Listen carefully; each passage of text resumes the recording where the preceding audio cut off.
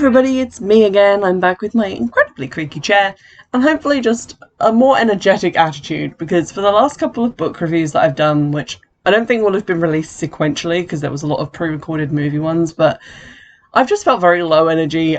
Every book that I've looked at took me like 2-3 weeks to just force myself to read, and it left me with, not a lot of energy for just the review, because I was just so glad to have finished the book, and I kind of struggled to come up with things to say because I just wanted to leave it all behind me.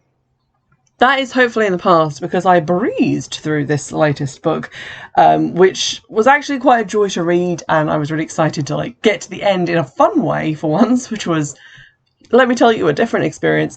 This book is called This Poison Heart by Kalynn Bayron, and it's quite a recently published book, so that's very different to stuff I normally look at, which has been out for donkey's years. But this one really caught my attention when I saw the cover in the back of a magazine, it was one of these free book magazines bookshops pass out, and I was like, ooh, because it's this really quite arresting scene of this woman controlling plants and vines and stuff, and I am so into poison ivy. One of my favourite movies when I was a child was the Batman and Robin movie, the George Clooney Batman movie with Uma Thurman as Poison Ivy. I adored Poison Ivy and I wanted to be her, and this book was just everything that I wanted, because I've so rarely seen books about people who can control plants. So we've got that going on. And the blurb for this is thusly: to break an ancient curse, she must let her power bloom. Briseis has a gift. She can grow an apple tree from a seed in a heartbeat, and flowers bloom at her touch. And when she inherits an old house, she suddenly has the privacy to test her powers for the first time. But as Bree starts to magic the house's rambling grounds back to life, she finds she has also inherited generations of secrets. In a hidden garden overgrown with the most deadly poisonous plants on Earth, a dark legacy lies waiting for her, and Bree's long-departed ancestors won't let her rest until she finds it. So I don't think it's a massive spoiler to say that this book blends that kind of poison ivy vibes. At one point, the main character is referred to as the Black Poison Ivy, which I loved. But it also blends that with Greek mythology, which, if you remember from my Circe review, I adore. So there's a lot of stuff in this, principally about the Medea myth, but also circling back to Circe and Hecate as well. So I loved all of that. So the plotline is basically that Briseis, she is adopted. She has this fabulous pair of mothers who I loved, for the simple reason that it was so nice to have parents in one of these books who didn't just go, oh God, we're helpless, what can we do? But would actually just actually fly at people who were coming to attack their daughter. Who would act like real people and not these passive little nice women.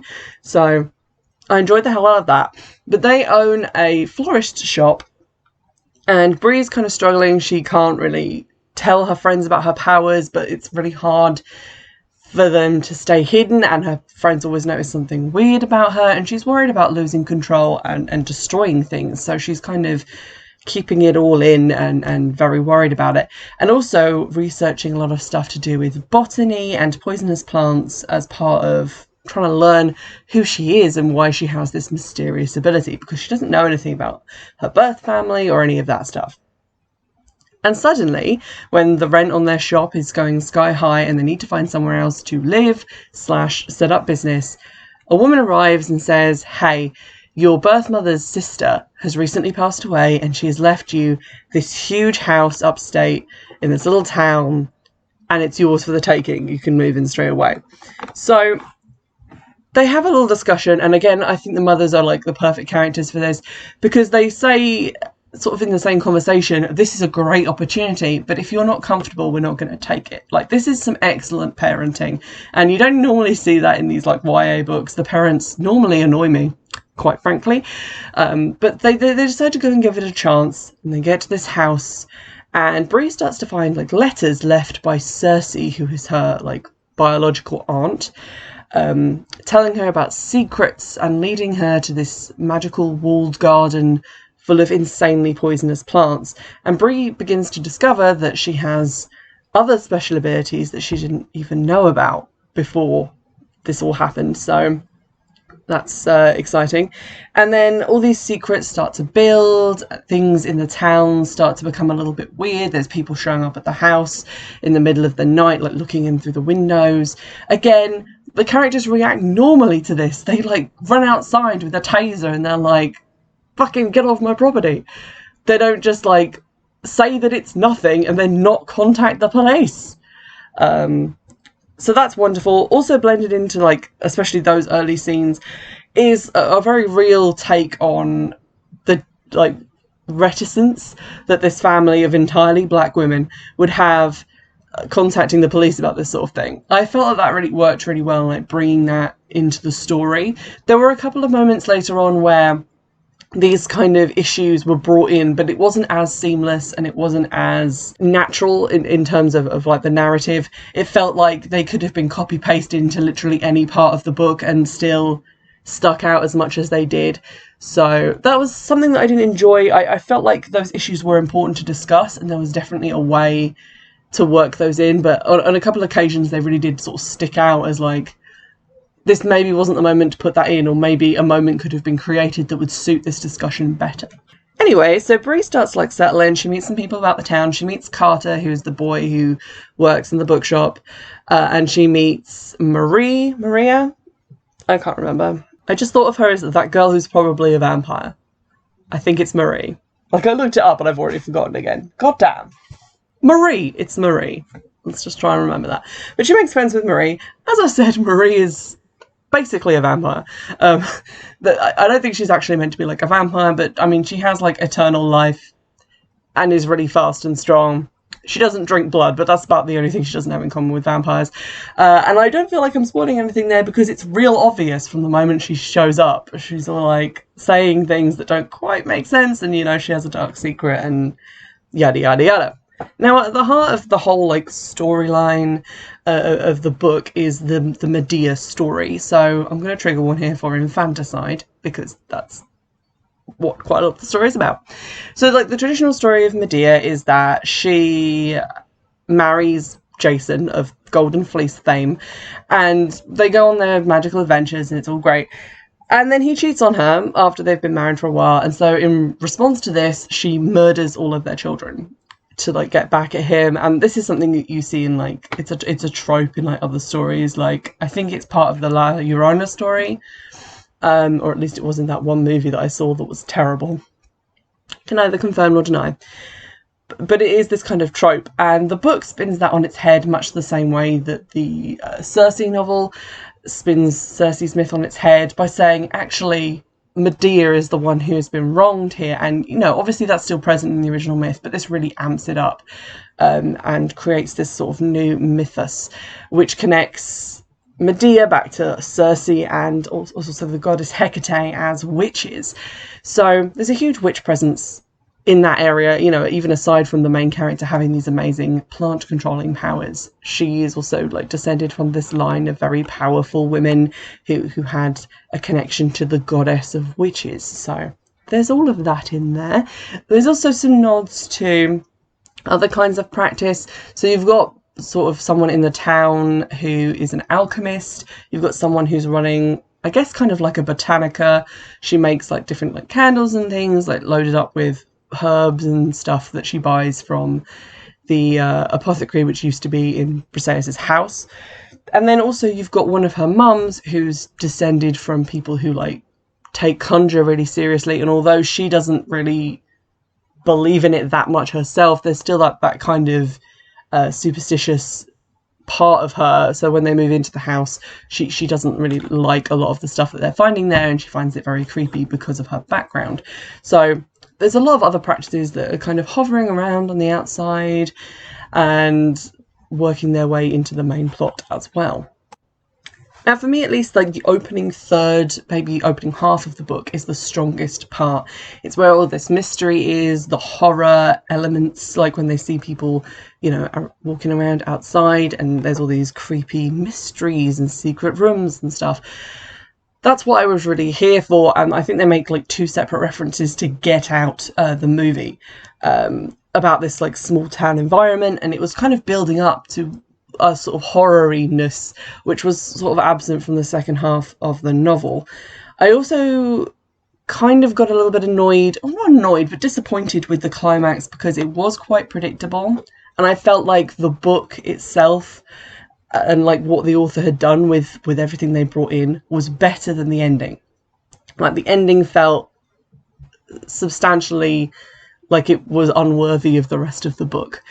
So I'm going to get into pretty spoilery territory now. So if you'd like to be gone and go read this book, I do heartily recommend it. Grab yourself a copy and then come back and listen to the second half, or just, read it and enjoy. But here are the spoilers. So we find out that there's this big, dark, horrible secret that they've been guarding at this house. It's been this family's secret for generations. Briseis finds it, and it's this plant which is also a heart. It's the best way I can describe it. I described this to my dad when I was sort of enthusing him about the book, and he instantly started calling it the plot. So that's all I could think of for the rest of the movie, and book. God damn, Sarah. And I've completely forgotten its name, but it has a fancy name. And it's basically named after Medea's brother, who is also murdered by Jason, and was split into 6 pieces, and the heart is one of those pieces. So it's a plant, but also a person, also human, and it's watered with blood, and it only grows under the moonlight. Shit's dope. I really enjoyed it. I thought that we were going to get into this thing where maybe we would find out that Briseis is actually a plant. Because it kind of reminded me of a movie called, I think, Dead Silence, where there's this lady who's really obsessed with puppets, and then she makes a puppet that is a human being. And I thought that's where we were headed, like, that Briseis was going to be, like, a plant person. There we go. Now, as it turns out that this heart is a very sought-after plant because it's one of the ingredients in, like, the elixir of life, which can give you, obviously, eternal life.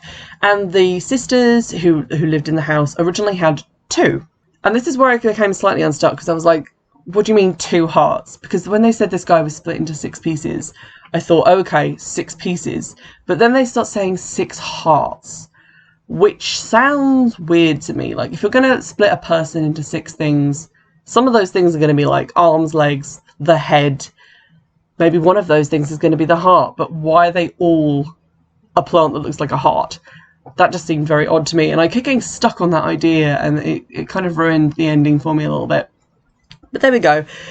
This heart grants eternal life, and there's people out there who obviously want to get it and who are coming for Briseis over it, even though she doesn't really know what it can do yet. This thing is insanely poisonous, and she's the only one who can get close to it, because she is immune to basically all plant poisons. Not sure if she's immune to all, like, chemical poisons. They never really test that with bleach or stuff like that, but she can touch it. It becomes incredibly obvious who the person who's after it is, because there are a very limited number of suspects, and one of them just keeps being creepy and weird. And it annoyed me slightly that Briseis never really commented, even when she was finding this stuff out. Like, she's told that the guy who is her love interest and his mum have only recently moved to town, but they've been told by them that they've lived there for ages. They grew up there. And she just never comments on this. Every time someone's like, oh yeah, they've only been here for 6 months, she's like, oh cool, maybe they're mistaken. And then she just forgets about it. And fresh off the Wicker series with, Cal and his mum, who turned out to be evil, as well as the love interest, I was keeping an eye open for that shit. So I saw that coming. But they're after the plant because, eternal life.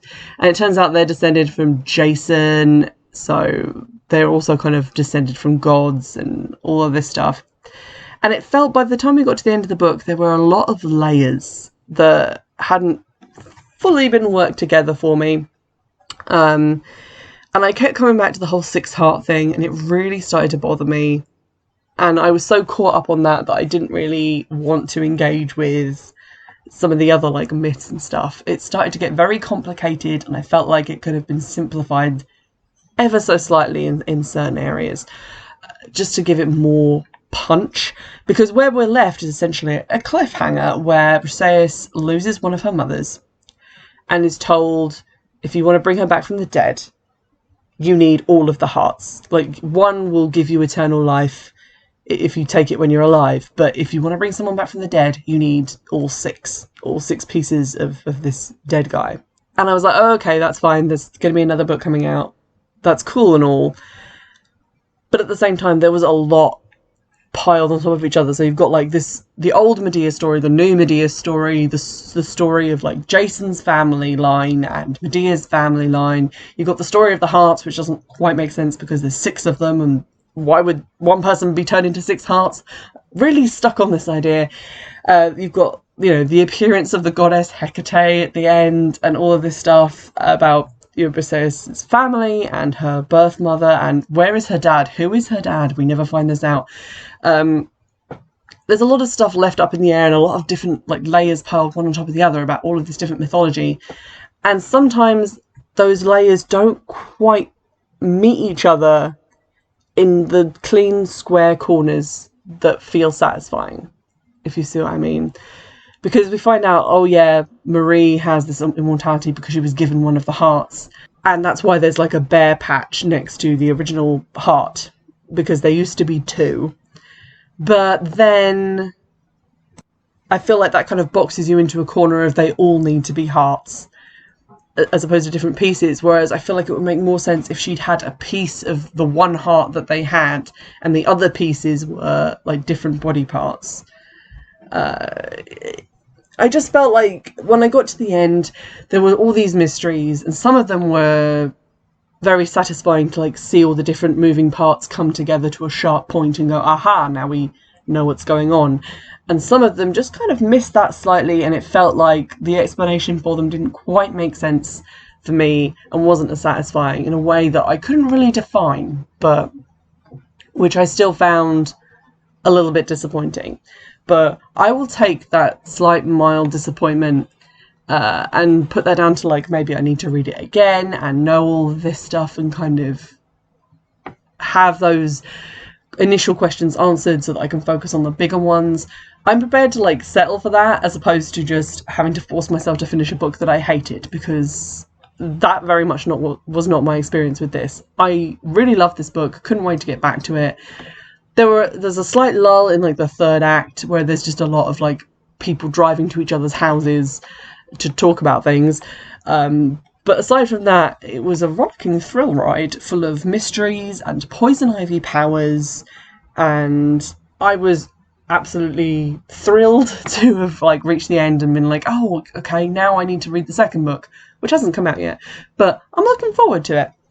The same author has also written a novel called Cinderella is Dead, so I don't know if that's witchy or not, but, definitely give that a read if that's something you're into, like fairy tale retellings.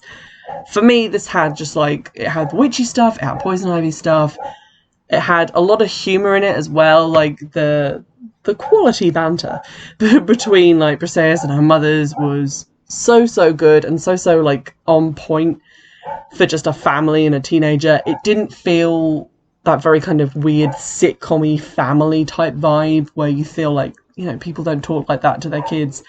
This felt very natural and very engaging, and it was fun to be part of their family. So much so that by the end, where like one of her mums goes off on an errand and we're reaching like the dramatic climax of the novel, I was genuinely worried that she wouldn't come back. Like, I actually cared a lot about these characters by the end of the book, which doesn't usually happen with, the parents of characters in teen novels, at least for me.